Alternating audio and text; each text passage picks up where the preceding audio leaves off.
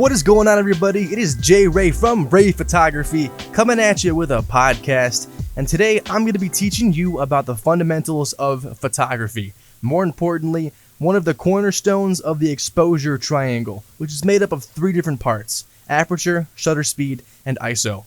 Today we're going to look into what aperture is, what it means, and the effects that it has on pictures. Now, most people have heard about aperture, they've heard the word, they don't know exactly what it means.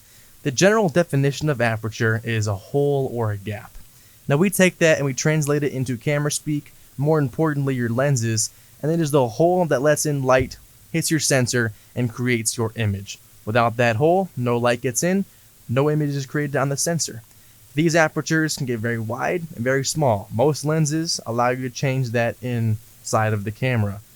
Now, one quick way of understanding exactly how aperture works is a real-world practice that we all experience. Most of us have heard of this experiment, if that's what you want to call it. So say you go into your bedroom, close all the blinds, turn the lights off. Your pupils will dilate to the biggest and the widest that they can possibly be. And this is to let as much light in as possible so you can make your images in the dark, so you can see in the dark. Turn the light on real fast and your pupils will constrict. This is because they don't need nearly as much light as when the lights were off to create the same exact image. That's exactly how apertures work. The wider they are, the more light comes in, and the smaller they are, the less light comes in. This is super important when you're thinking about what kind of photography, what kind of situation you're in.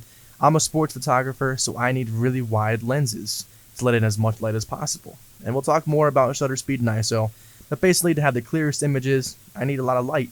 But if you're outside and you have a super wide aperture, you might get overexposed. So you want to make sure that you adjust your apertures accordingly, looking at your f-stops on the back of the camera. Now, apertures, as I just mentioned, are identified through f-stops, which is a really confusing topic. It took me a while to understand exactly how they work, and I still don't exactly understand why it is the way it is. It might take you a little bit to get it, but basically, they're measured. It's hard to really explain. But most cameras, the average lens, not the average lens, but lenses have a widest aperture of about 1.4 when it comes to really expensive lenses.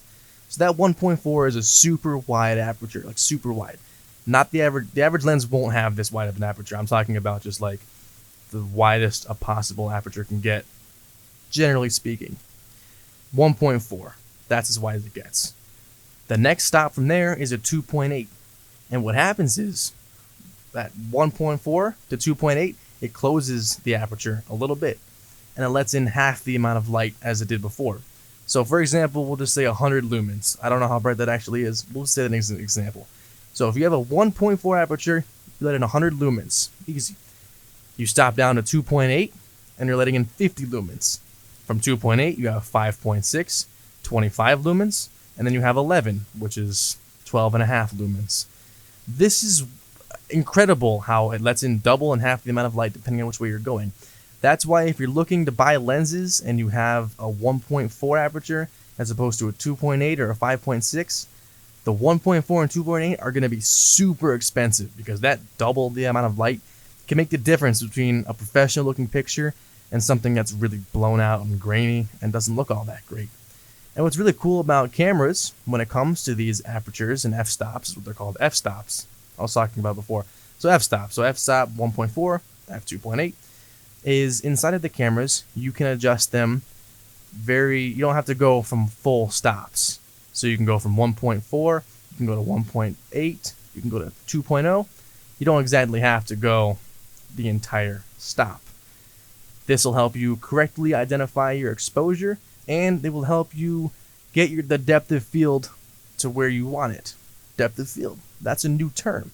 Depth of field is basically the range of which your camera or your lens is in focus.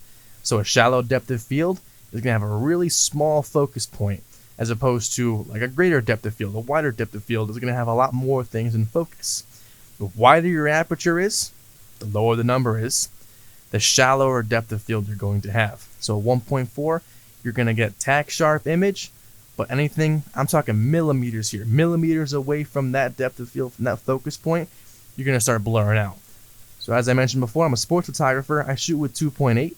So what happens sometimes is, say I'm shooting a basketball player running towards me. If the camera decides to focus on his knee, his face will start to blur out because of how shallow the depth of field is. Even though it's only inches away, you have that difference in the focus point. So this is something to keep in mind when you're doing your own photography. So say I could stop down and I could make my aperture smaller so that I can have a larger depth of field so that he's all in focus.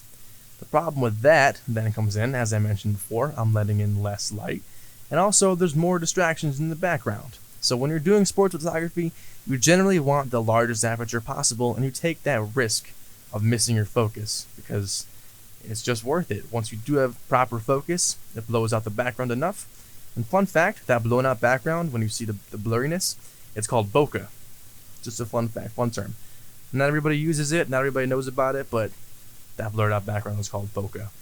But you need to understand these depth of field is that there's different circumstances of which you use different types of depth of field. So as I was saying, sports photography, you want a very shallow depth of field. So you want a really wide aperture, lots of light. But say you're photographing your friend at the Mount Everest.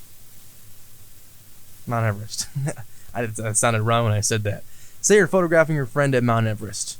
You don't want a really shallow depth of field because he's going to be in focus, or they're going to be in focus, and the mountain behind them is going to be completely blown out. Nobody's going to know what the picture's of. So what you want to do is you want to decrease the size of your aperture, which means raising that number up, and more of the picture will be in focus. Maybe the mountain isn't totally in focus, but it will be visible and people will be able to see, oh, that's a really cool mountain over there. And that is the purpose of depth of field. You want to make sure you have it correctly. Where if you're doing portraits, for example, sometimes you want the background in focus, so you need to adjust your aperture, shutter speed, and ISO properly. That's pretty much it. So we went over what aperture is, one of the cornerstones of the exposure triangle.